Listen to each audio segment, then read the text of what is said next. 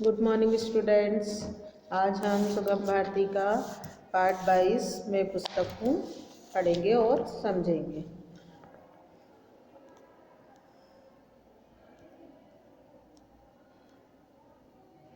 आइए शुरू करते हैं।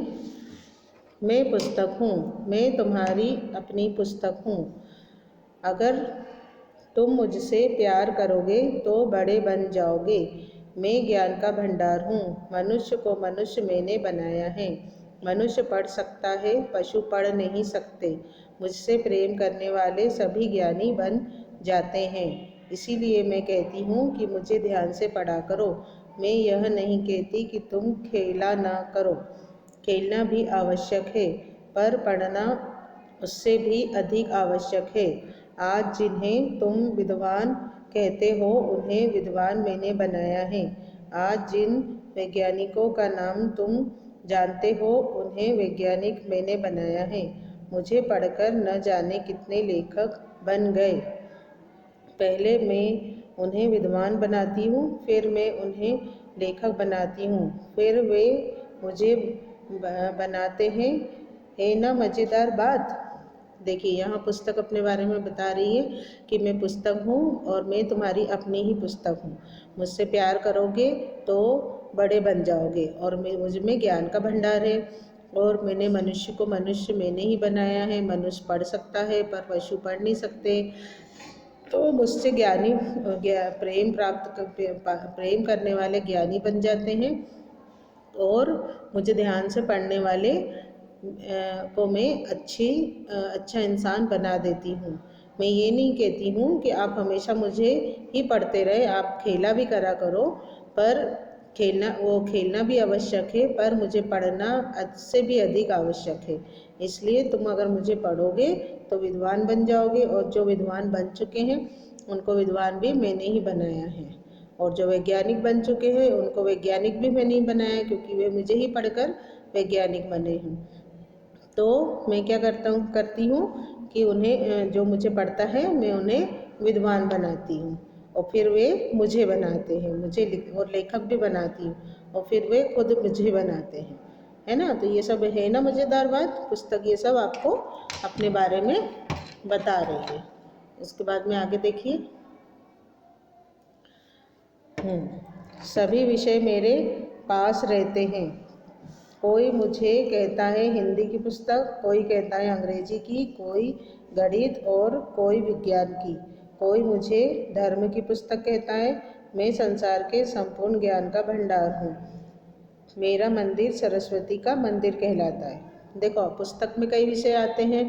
पुस्तक कई विषयों की होती है, जैसे हिंदी, इंग्लिश, संस्कृत, मराठी, तमिल, तेलुगु, उर्दू और फ्रेंच और विज्ञान, कई सब्जेक्ट की आती है।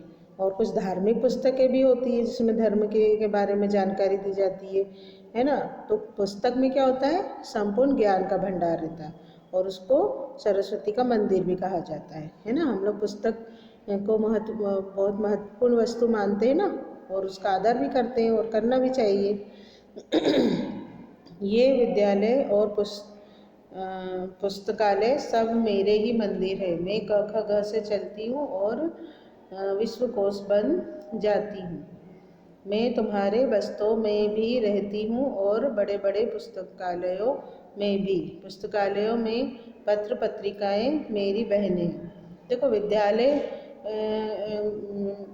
में भी और जो पुस्तकालय, ये सब है ना पुस्तक के मंदिर ही कहलाते हैं।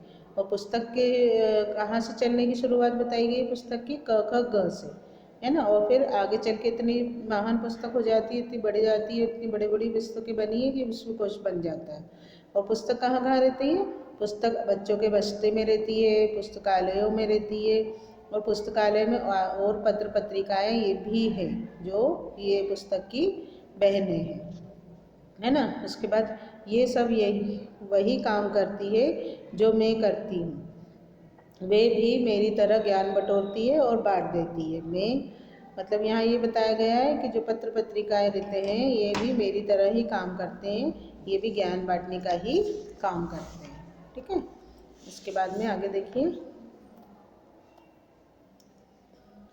अमीर और गरीब में कोई अंतर नहीं करती, बस मेरी तो एक ही शर्त है कि मुझे ध्यान से पढ़ा करो। कुछ लोग बड़े बुद्धिमान होते हैं, वे मुझ पर जिद चढ़ाते हैं।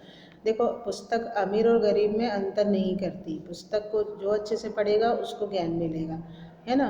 तो बस उस पुस्तक की यही एक शर्त है कि अगर आप उससे पढ़ रहे हो तो बहुत ही ध्यान से पढ़ो, तभी आपको ज्ञान हासिल होगा। वरना आप ऐसे चालू चालू पढ़ लोगे तो आपको कुछ भी समझ में नहीं आएगा, है ना। और कुछ लोग बहुत अच्छे होते हैं, बुद्धिमान होते हैं, जिनकी वो तारीफ़ कर रही कि वो मुझ पे कवर चढ़ाते हैं, जिल्द चढ़ाते हैं, मुझे सुरक्षित रखते हैं, है ना। तो ये सब पुस्तक अपने बारे में बता रही है। मुझे फाड़ा ना करो। जो बच्चे मुझे फाड़ते हैं वे बच्चे मुझे अच्छे नहीं लगते, इसलिए मुझे फाड़ना नहीं चाहिए। अब पुस्तक को कोई फाड़ता है, अनादर करता है, तो वो बच्चे पुस्तक को बिल्कुल भी पसंद नहीं है। इसलिए आपको हमेशा पुस्तक का सम्मान करना चाहिए। बहुत समय पहले लोग मुझे हाथ से लिखते थे, तब मैं हस्तलिखित रूप में रहती थी। उस समय लोग मुझे लिखने में बड़ा परिश्रम करते थे। अब तो मैं छापाखानों में छपती हूँ। क्या तुम जानते हो कि मैं तुम्हारे हाथों में क्यों आई हूँ? मैं तुम्हारे हाथों में इसलिए आई हूँ जिससे कि तुम मुझे पढ़कर महान बन सको। मैं पुस्तक हूँ, तुम्हें महान बनाने वाली पुस्तक।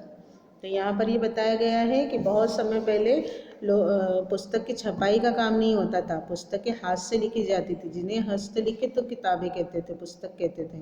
तो लोग उसमें उसको लिखने में बहुत परिश्रम करना पड़ता था। और आजकल तो छापाखाने कारखाने बन गए, उसमें ही पुस्तकें छप जाती है, लिखने की ज़रूरत ही नहीं पड़ती। फिर इसके बाद में बता रही हैं पुस्तक कि मैं तुम्हारे हाथ में क्यों आई हूँ, इसलिए कि तुम मुझे पढ़ो और मुझसे ज्ञान हासिल कर सको। मैं तुम्हारे पास इसलिए आई हूँ कि तुम मुझे पढ़कर महान बनो। तो मैं पुस्तक हूँ, कौन सी पुस्तक? आपको महान बनाने वाली पुस्तक। ओके, समझ में आया? चलिए अब हम देखते हैं इसके नए शब्द शब्दार्थ। भंडार, खजाना, विद्वान, ज्ञानी, जानकार और लेखक, लिखने वाला, संपूर्ण, समस्त या पूरा। विश्वकोश, वह ग्रंथ जिसमें संसार की सभी महत्वपूर्ण बातों का विवरण हो। अमीर, धनी, परिश्रम, मेहनत, छापाखाना, पुस्तक की छपाई करने का स्थान। वैज्ञानिक, विज्ञान को जानने वाला, मज़ेदार, रोचक, आनंद देने वाला। पुस्तकालय, वह भवन जहाँ अध्ययन हेतु पुस्तकों का संग्रह किया जाता है। बटोरना मतलब एकत्रित करना, और हस्तलिखित मतलब हाथ से लिखी हुई। इसके बाद में सही जोड़ी। सही जोड़ी में विज्ञान का जानकार को मिलाएंगे किससे? वैज्ञानिक से। लिखने वाले को मिलाएंगे लेखक से। वह स्थान जहाँ अध्ययन हेतु जाया जाता है वो क्या कहलाता है? पुस्तकालय। फिर पुस्तकों का संग्रह किया गया हो वो क्या कहलाता? वो भी पुस्तकालय में आएगा। फिर पुस्तकों का चलता फिरता भाई कौन है? समाचार पत्र। चलिए अब आगे देखिए।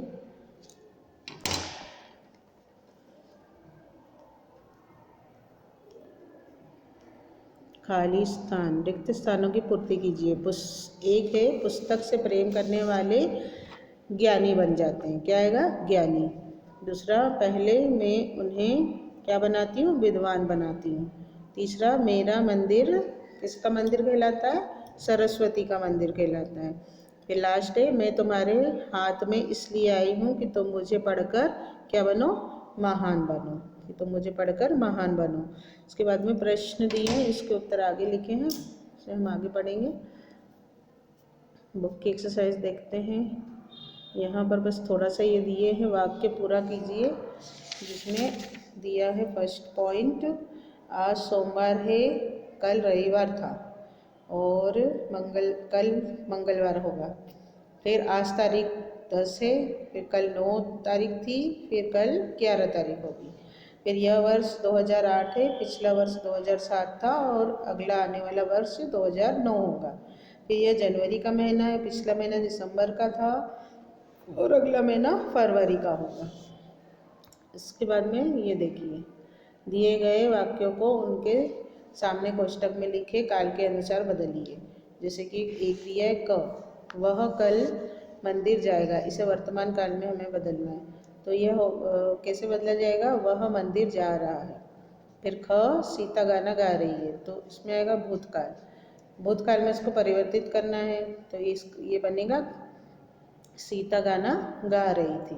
फिर ग नंबर में सम्राट अशोक ने युद्ध जीता, तो ये भविष्यकाल जीता था, इसको भविष्यकाल में बनाना है, तो ये बनेगा सम्राट अशोक युद्ध जीतेगा। इसके बाद में कॉपी वर्क देखिए।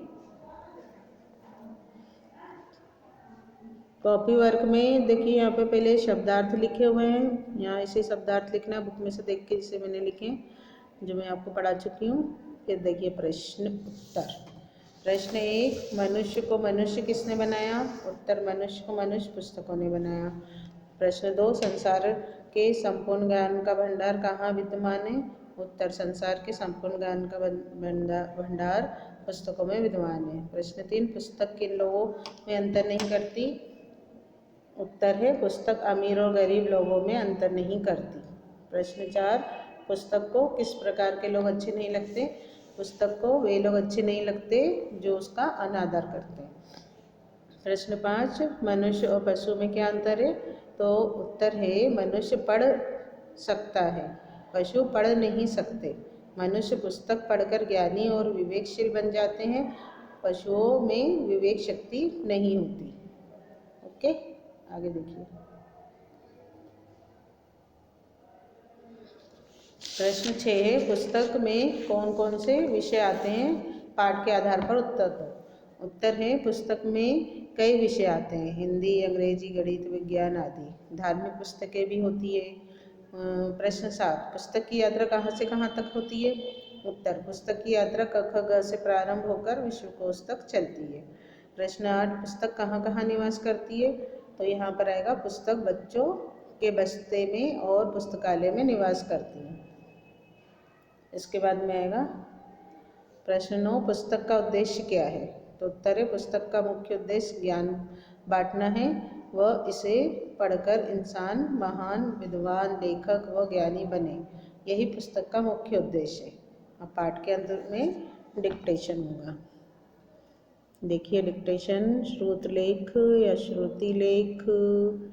1 है विद्वान, 2 संपूर्ण, 3 भंडार, 4 सरस्वती, 5 विश्वकोश, 6 बुद्धिमान, 7 परिश्रम, 8 हस्त, 9 महान और 10 वैज्ञानिक। तो यहाँ पर हमारा ये पाठ कंप्लीट होता है, समाप्त होता है। आपको समझ में आया?